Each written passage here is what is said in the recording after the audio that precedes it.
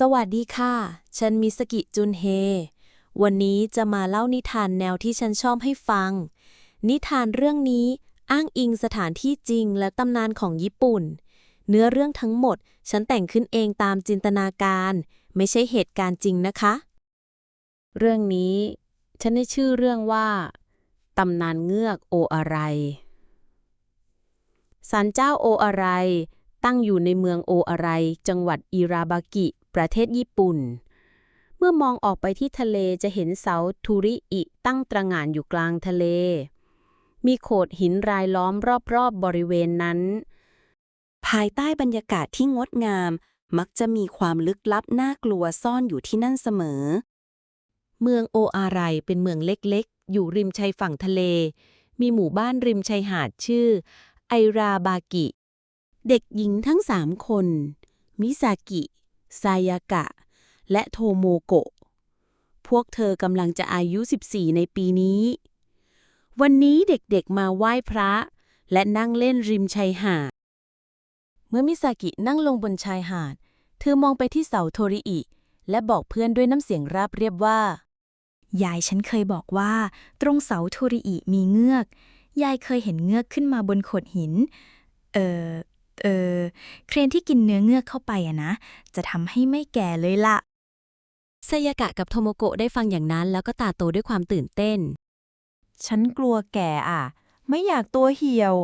ฉันจะบอกพ่อเรื่องนี้เพื่อเราจะได้ลองกินเนื้อเงือกกันบ้างยังไงล่ะแล้วยายเธอได้กินหรือเปล่า ยายฉันไม่ได้กินหรอก ยายบอกว่าเงือกเป็นสิ่งลึกลับ อาจนำความโชคดีหรือโชคร้ายมาให้เราก็ได้นะ มิสกินิ่งไปครู่หนึ่งเหมือนกำลังคิดอะไรอยู่ แล้วก็พูดขึ้น ยายเคยบอกว่ามีคนนึงนะ ที่กิน เขาอายุเท่ายายนี่แหละ แต่เขาไม่แก่เลย ตอนนี้ก็ยังสาวเหมือนเดิม เป็นแบบนั้นมาหลายปีแล้วด้วยนะ เด็กทั้ง3 คนได้ฟังอย่างนั้นก็นิ่งเงียบ ทันใดนั้นไซยากะเหมือนนึกอะไรขึ้นมาได้ก็โพล่งขึ้นมาว่า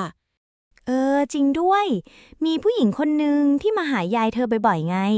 เรียกแต่ชื่อยังกับเพื่อนรุ่นเดียวกันอย่างนั้นแหละ โทโมโกะเริ่มหน้าเสียเธอทำเสียงดุใส่เพื่อนเบา เลิกพูดเรื่องนี้กันเถอะนะฉันกลัว นี่ก็ค่ำแล้วด้วยนะเนี่ย กลับบ้านกันดีกว่า ๆ โทโมโกะมีนิสัยขี้กลัว ไซยากะอมยิ้มคิดจะแกล้งโทโมโกะจึงพูดขึ้นด้วยน้ำเสียงตื่นเต้นว่า เอ จะว่าไป ฉันชักอยากลองชิมเนื้อเงือกบ้างแล้วสิ จะอร่อยกว่าปลาแซลมอนที่โทโมโกะชอบกินไหมนะ เด็กทั้ง3 คนเดินคุยกันเล่นกันไปตลอดทางจนถึงหน้าหมู่บ้านไอราบากิ เด็กทั้ง3 คนเดินเข้าหมู่บ้าน บ้านโทโมโกะอยู่ถัดจากหน้าหมู่บ้านไปประมาณ 3-4 หลัง บ้านโทโมโกะมีลักษณะเป็นบ้านปูนสีขาวไข่ไก่1 ชั้นยกสูงสวยงาม เมื่อถึงหน้าบ้านโทโมโกะโบกมือบอกลาเพื่อนๆและเดินเข้าบ้าน เด็กทั้ง2 คนเดินต่อไปเกือบถึงท้ายซอย บ้านมิสกิมีลักษณะบ้านปูนยกสูง1 ชั้น สีเขียวอ่อน สวยงาม เมื่อถึงหน้าบ้านมิสกิไซยากะถามขึ้นมาเบาๆ แต่สีหน้าของเธอนั้นเห็นได้ชัดว่ากำลังคิดอะไรอยู่แน่นอน คือเรื่องที่เธอเล่าให้พวกเราฟังเมื่อกี้อ่ะ เป็นแค่นิทานของยาย หรือว่าเป็นเรื่องจริง ก็ยายเคยเล่าให้ฟังจริงๆ ฉันไม่ได้แต่งเรื่องแกล้งให้กลัวหรอกนะพ่อฉันออกเรือบ่อยๆ ไม่เห็นเคยเล่าอะไรแบบนี้ให้ฉันฟังเลย มันคือเรื่องจริง ตอนฉันเล่าฉันก็กลัวเหมือนกันแหละนะมิสกิพยักหน้าให้เพื่อย้ำคำตอบเดิม แล้วก็เดินเข้าบ้าน บ้านไซยากะอยู่ท้ายซอยถัดจากบ้านมิสกิไปเพียง2 หลัง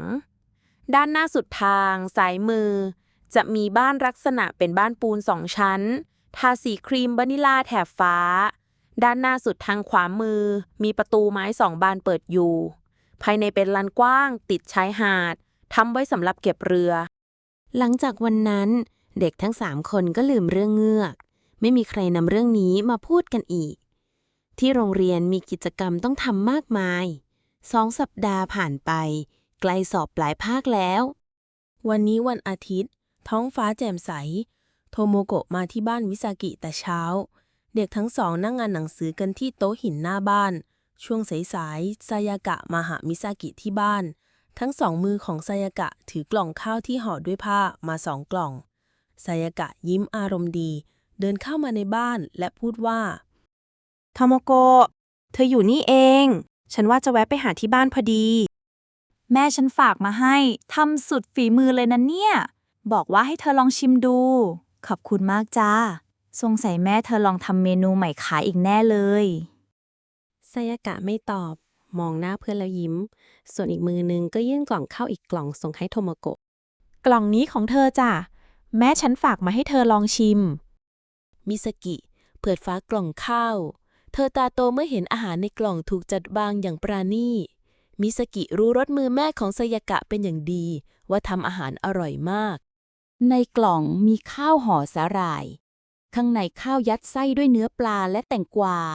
ห่อด้วยสาหร่าย ตัดเป็นชิ้นพอคำ และยังมีเนื้อปลาสดหั่นเป็นชิ้นๆ โรยหน้าด้วยงาขาวจัดเรียงอย่างสวยงาม ข้างๆมีถ้วยเล็กจิ๋วใส่น้ำซอสโชยุ มิซากิคีบเนื้อปลาใส่ปากคำแรก เธอเคี้ยวหมดปากและพูดว่า อร่อยมาก เนื้อปลาช่ำๆเลย หวานมาก เนาะแม่ทำอร่อยอ่ะ เธอกินให้หมดเลยนะ ซายากะหันไปถามโทโมโกะว่า นี่ก็จะเที่ยงแล้วนะ เธอกินพร้อมกับมิสกิเลยสิ ฉันจะได้เอากล่องข้าวกลับบ้านทีเดียว นิดนึงจ้ะ ฉันจะเอากลับไปกินที่บ้าน แม่รอกินมื้อเที่ยงพร้อมฉันน่ะ เด็กๆได้ยินเสียงเรอของมิซากิก็พากันหัวเราะเพื่อน มิซากิอาย แต่ก็หัวเราะไปกับเพื่อนซายากะพูดขึ้นด้วยเสียงเบาๆเหมือนกระซิบว่า วันก่อนพ่อกับพี่ชายฉันออกเรือ แล้วได้ปลาตัวนี้มา ปลาอะไรก็ไม่รู้ หน้าตาแปลกๆ ตัวใหญ่กว่าฉันอีกนะ พ่อบอกว่าอย่างนั้นเราเก็บไว้กินเองดีกว่า ตัวนี้เลยไม่ได้ขายจ้ะ แต่ฉันคิดว่า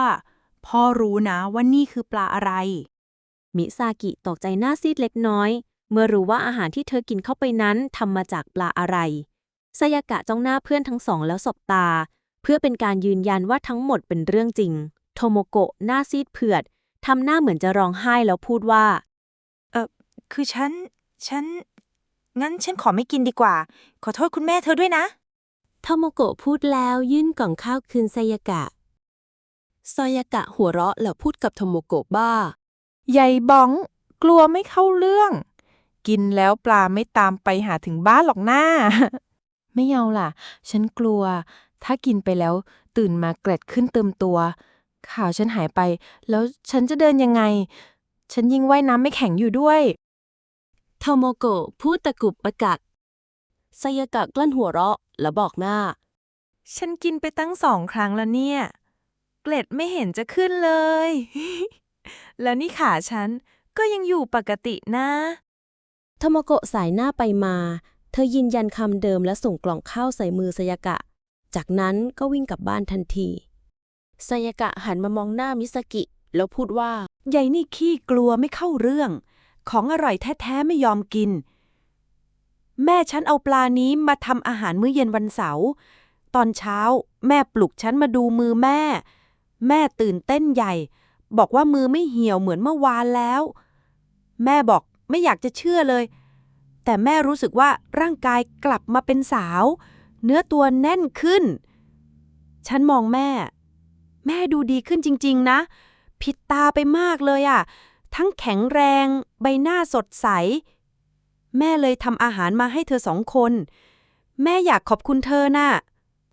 แล้วคือมีใครบ้างที่รู้เรื่องนี้แล้ว6 คน มีบ้านชั้น4 พ่อ พี่ แม่ ฉัน เธอ แล้วก็โทโมโกะ ซายากะจับมือมิซากิและบีบเบาๆเป็นสัญญาใจระหว่างกัน ฉันสัญญาจ้ะ เรื่องนี้จะเป็นความลับของเราตลอดไปนะ วันเวลาผ่านไปจากเดือนเป็นปี นานหลาย10 ปี ทุกอย่างรอบตัวเปลี่ยนไปตามกาลเวลา เพื่อนๆในวัยเดียวกันกับมิซากิและซายากะ ตอนนี้เป็นคนแก่ บางคนเสียชีวิตไปแล้วก็มี เช่นเดียวกับโทโมโกะเธอจากเพื่อนทั้งสองไปด้วยโรคชราในวัย 85 ปี เธอเจ็บมากไหม ฉันบอกให้กิน เธอก็ไม่ยอมกิน ไม่เชื่อกันเลย โทโมโกะ ปัจจุบันซายากะกับแม่เปิดร้านอาหารชื่อซากะโกฮานซากะโกฮานเป็นร้านอาหารขนาดกลางตั้งอยู่ริมชายหาด แม่ซายากะรับหน้าที่ทำอาหารทุกเมนู โดยใช้วัตถุดิบสดๆจากทะเลที่พ่อและพี่ชายจัดหามา ร้านนี้ขึ้นชื่อในเรื่องรสชาติอาหารและบรรยากาศรอบๆร้านทำให้มีลูกค้าเข้ามาทานอาหารตลอดทั้งวัน มิซากิเป็นนักเขียนอิสระ งานเขียนของเธอเป็นแนวนิยายลี้ลับเหนือธรรมชาติ นิยายของเธอเคยมีนักศึกษานำไปทำเป็นหนังสั้น มิซากิใช้ชีวิตอย่างสงบและเข้าสังคมเป็นครั้งคราว สังคมของมิซากิคือการไปช่วยซายากะที่ร้านอาหารทุกวันหยุดทำให้เธอได้เจอคนมากมาย แต่ความจริงคือมิซากิต้องการเปลี่ยนบรรยากาศ เธอจะสบายใจเป็นพิเศษถ้าอยู่ในที่ที่ไม่มีใครรู้จักเธอ ทุกวันหยุดหากคุณมาทานอาหารที่ซากะโกฮานคุณจะได้พบหญิงสาวใบหน้าสวยคม ผมสีน้ำตาลประบ่ามาช่วยเสิร์ฟอาหาร บ่อยครั้งที่ลูกค้าเอ่ยถึงสาวเสิร์ฟคนนี้ แม่ซายากะยิ้มหวานและตอบลูกค้า อ๋อ เธอชื่อมิสกิค่ะ เป็นหลานสาวฉันเอง จะมาช่วยที่ร้านทุกวันหยุดนะคะ มิซากิมีแมวอยู่หนึ่งตัว เธอเรียกมันว่าเจ้าคุนะ คุนะเป็นแมวดำ ขนนุ่มดำขลับเหมือนกำมะหยี่ ตาสีเหลือง ฉลาด ขี้เล่น คุนะอยู่กับมิซากิมาตั้งแต่เด็กจนถึงบัดนี้ ทุกวันหยุดมิซากิจะพาคุนะมาที่ร้านอาหารด้วยเสมอ ถ้าลองสังเกตให้ดีจะพบว่า ครอบครัวนี้หน้าตาดีทุกคน ใบหน้าอ่อนเยาว์ไร้ริ้วรอย ผิวพรรณผุดผ่อง ในขณะที่ทุกคนใช้ชีวิตอยู่ริมชายหาด อากาศร้อน แต่กลับมีผิวกายผ่องใส ออร่าเมื่อโดนแสงแดด ยายเคยบอกมิซากิว่าเหงือกเป็นสิ่งลึกลับ อาจนำความโชคดีหรือโชคร้ายมาให้เราก็ได้ สิ่งที่เงือกหยิบยื่นให้ น่าจะเพราะโชคชะตาของแต่ละคนซะมากกว่า มาถึงตอนนี้มิซากิได้รับคำยืนยันในใจแล้วเงือกเป็นสิ่งมีชีวิตลึกลับที่นำความโชคดีมาสู่เธอกับเพื่อน จบแล้วนะ นิทานเรื่องนี้ ถ้าคุณชอบนิทานแนวนี้ กดไลค์เป็นกำลังใจให้ฉัน กดติดตาม กด subscribe ไว้เลยนะ จะได้ไม่พลาดเรื่องต่อไป อยากให้เพื่อนฟังด้วย กดแชร์ได้เลย อยากบอกอะไรกับมิซากิพิมพ์ไว้ในคอมเมนต์นะ วันนี้มิซากิจุนเฮต้องลาไปก่อน ขอบคุณที่ฟังจนจบค่ะ บ๊ายบาย